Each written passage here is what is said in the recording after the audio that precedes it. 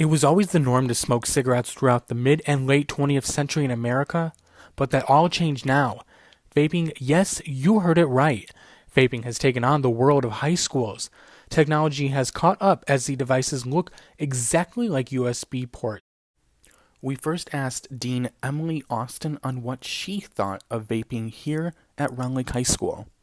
We saw a little bit of it. Mr. Jimenez and I went to a dean's conference where other schools were talking about it last year, and we hadn't seen it as much as the other schools.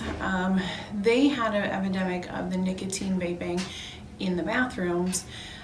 So we increased our security in the bathrooms, and we still weren't seeing it a ton last year. This year it really boomed. So we are making sure that our bathroom coverage is a little bit more steady and systems are put in place.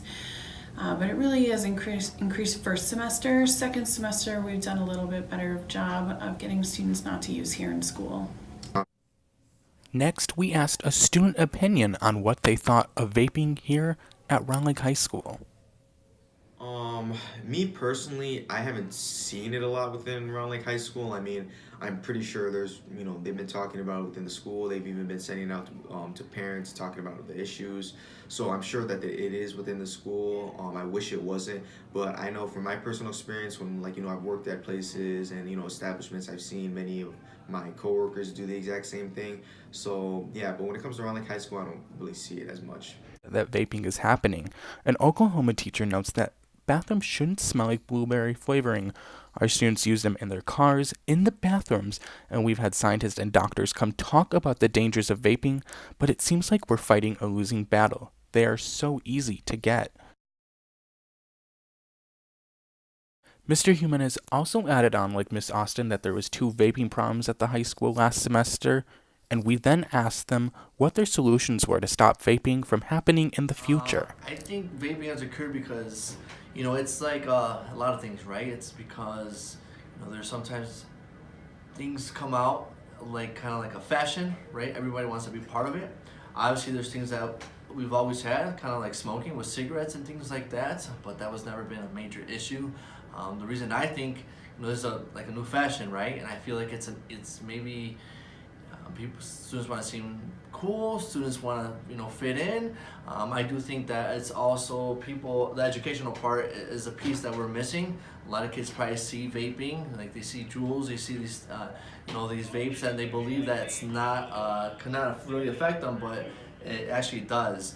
I feel like if a student was approached with a cigarette, with a lighter, they would probably not take it. They would probably not smoke it. But when it comes to something in a device that might look like a little pen, they'll probably be, tempted to actually try it. I think vaping has occurred because people are trying to find like an alternative to like smoking.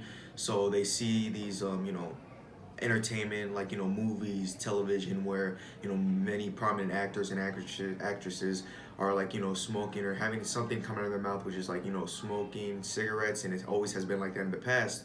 But now since vaping has become so much like more of an alternative for people, where it's not like the same as the cancerous effects as cigarettes, where it's a lot more toxins, they're more likely to go to vaping, which is more just the nicotine, which is just as bad in my personal view. But yeah, that's why I think people have gone to that different route when it comes to smoking, especially when it comes to choosing vaping over any other substance.